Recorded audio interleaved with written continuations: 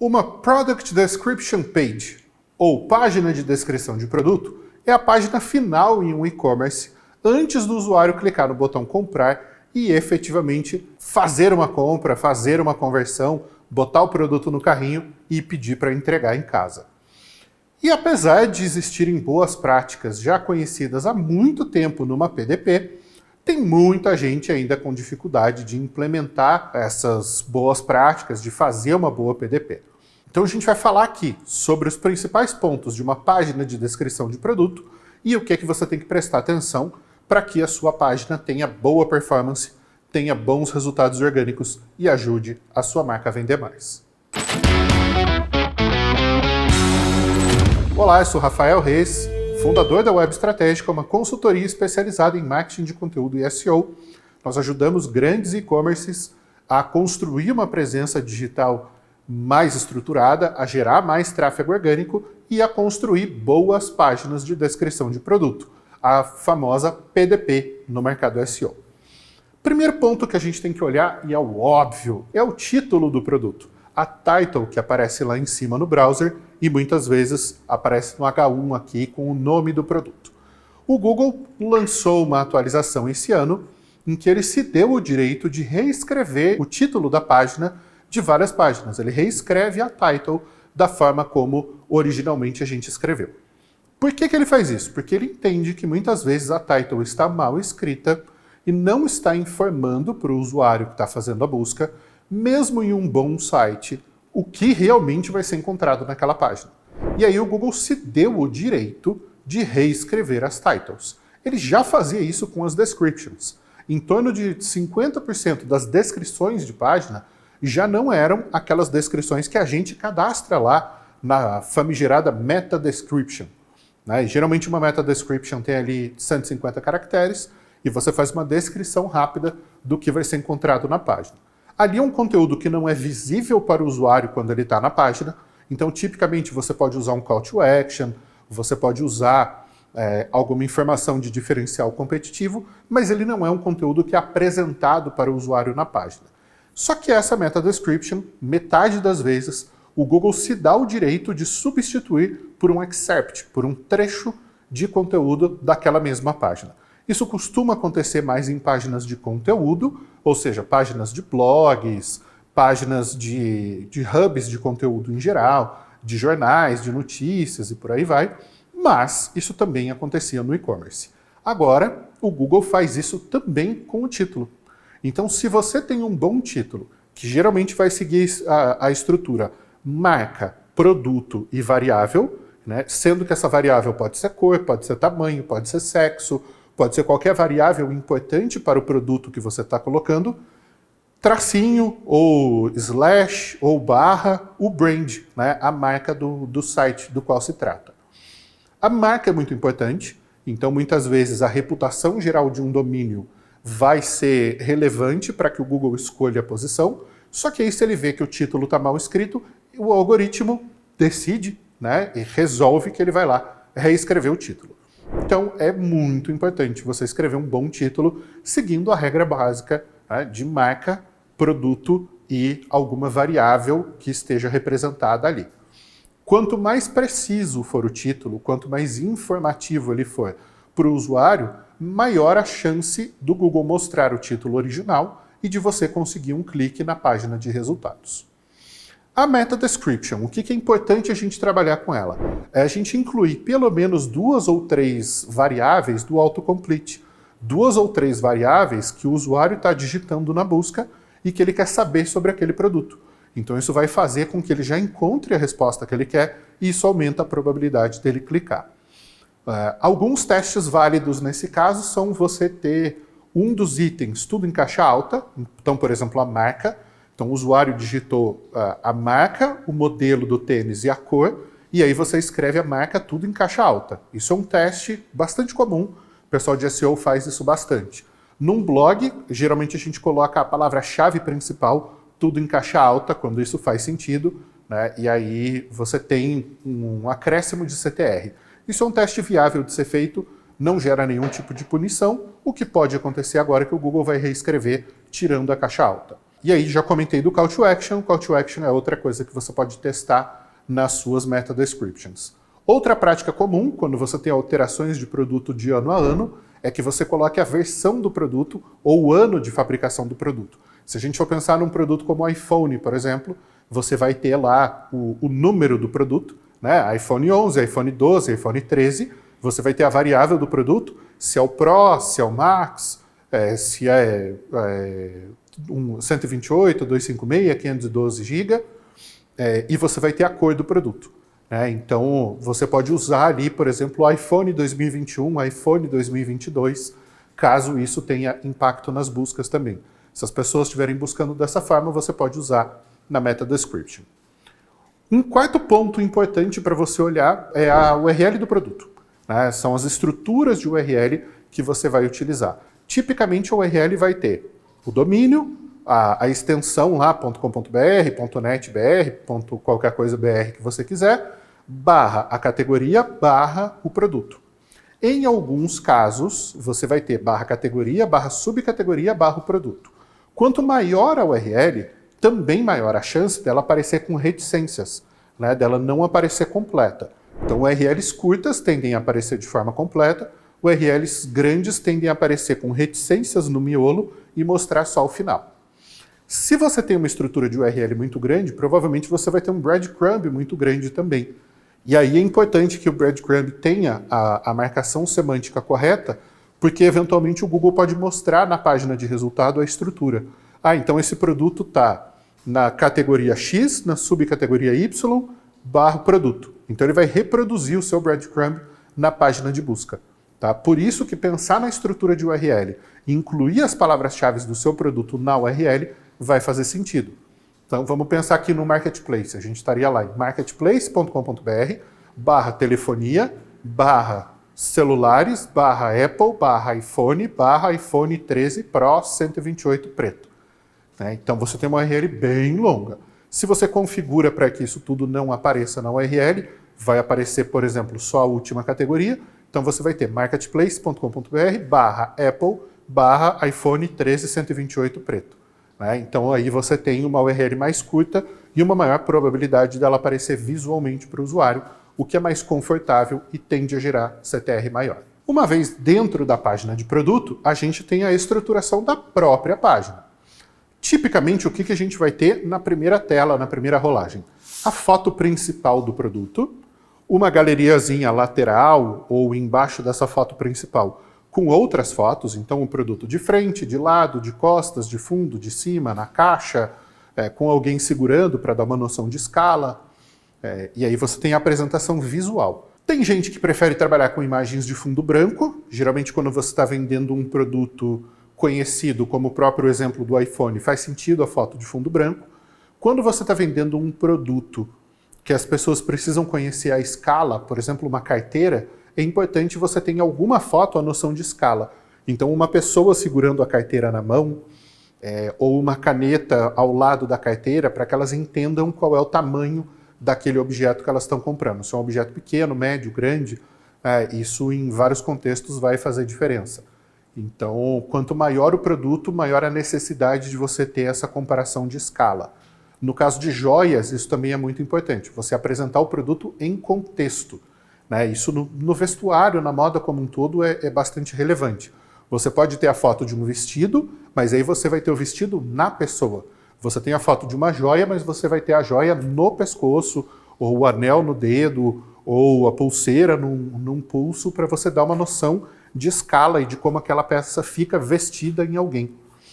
Isso, nesse perfil de mercado, de moda, de vestuário, ele tem uma importância. Então, se você está vendendo produtos standard, equipamentos de tecnologia, por exemplo, fotos em fundo branco são ok.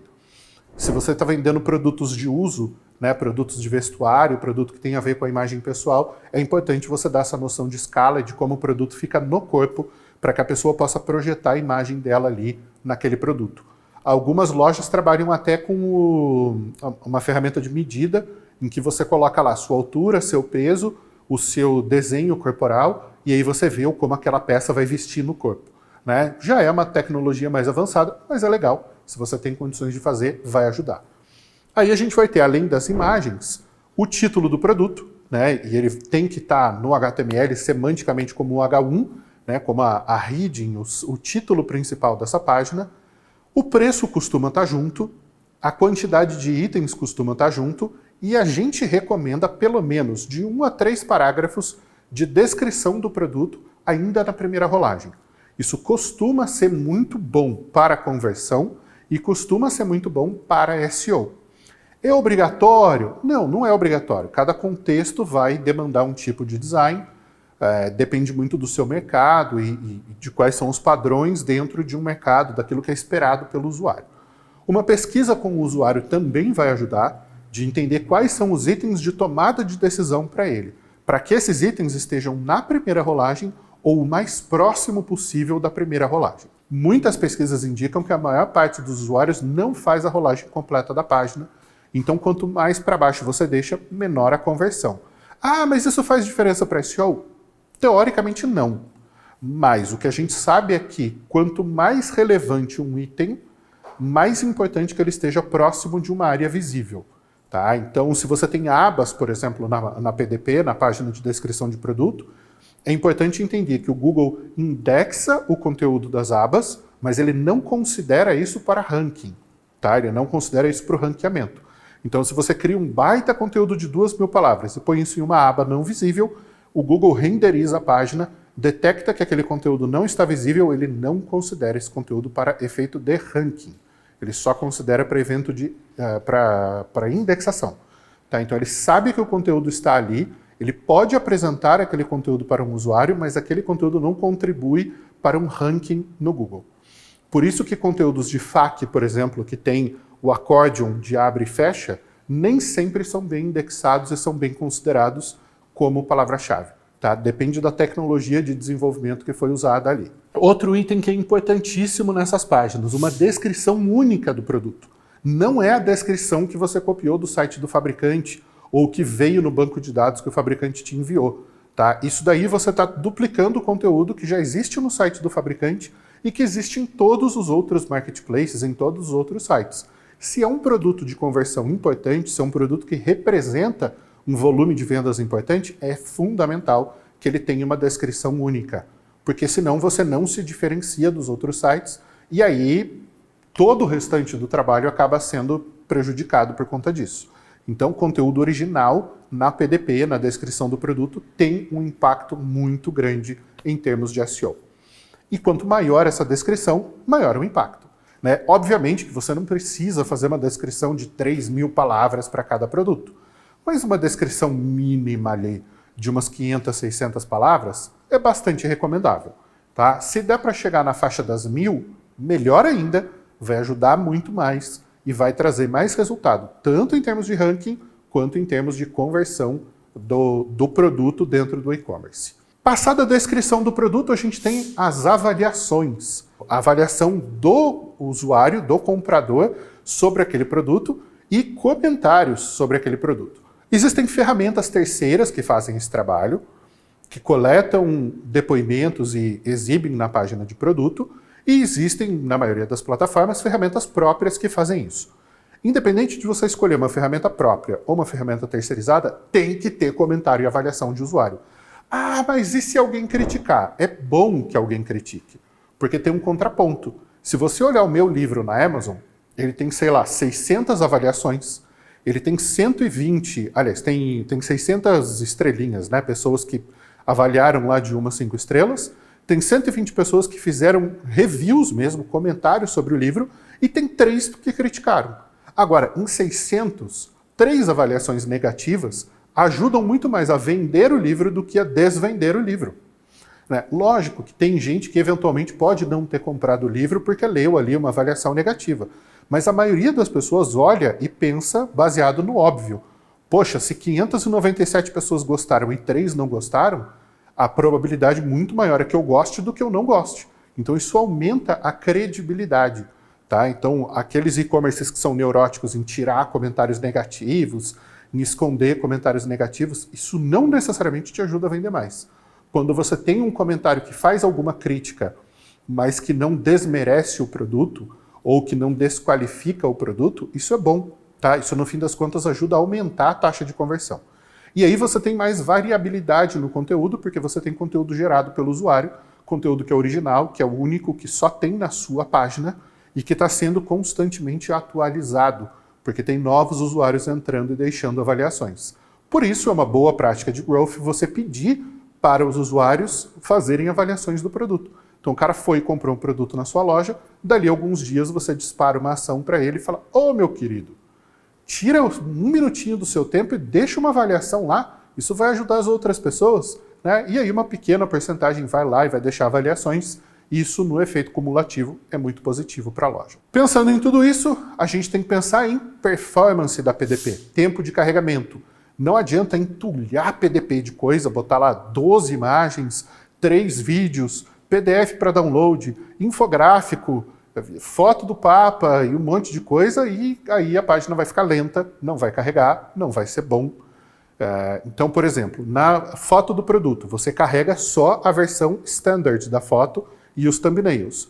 Quando o usuário clica num thumbnail, aí você carrega a foto ampliada. Se ele clicar na foto standard para daí ver a versão grande da foto, aí você carrega a versão grande. Tem muitos sites que já fazem o preload dessas imagens, né? Então ele já baixou no navegador, mas o usuário não viu, e aí caso o usuário clique, o carregamento é instantâneo, só que isso deixa a página mais lenta, deixa o carregamento mais lento, isso vai te prejudicar em métricas de Core Web Vitals, vai deixar o site mais lento, e aí você prejudica a conversão. Então não é sempre uma boa prática você fazer esse preload. Ah, mas no meu segmento 90% dos usuários clicam para ampliar. Então faz o preload de uma foto, né, e das fotos médias, mas não faz da grande.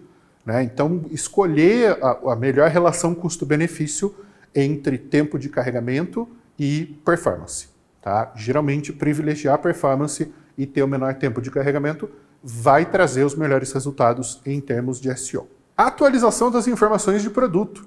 Isso é bem importante. Eu já vi casos, é muito raro, mas acontece, em que eu fui olhar um jogo que era para PlayStation 5 e a hora que eu cliquei em PlayStation, ele me jogou no PlayStation 5 com a descrição do PlayStation 4. Mas, Rez, você joga? Não, eu nem jogo. Eu nem entendo de PlayStation, de versões de PlayStation e coisa e tal. Mas eu estava avaliando isso para um cliente, né, para um potencial cliente, e aí eu vi que a página de um dos principais consoles, um dos mais vendidos e que é caro pra caramba, e deve ser bastante lucrativo para eles, não estava atualizado.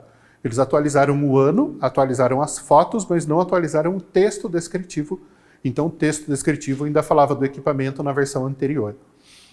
Isso é um crime para quem é jogador, né, para quem é usuário de jogos, de games, e isso com certeza estava matando a conversão.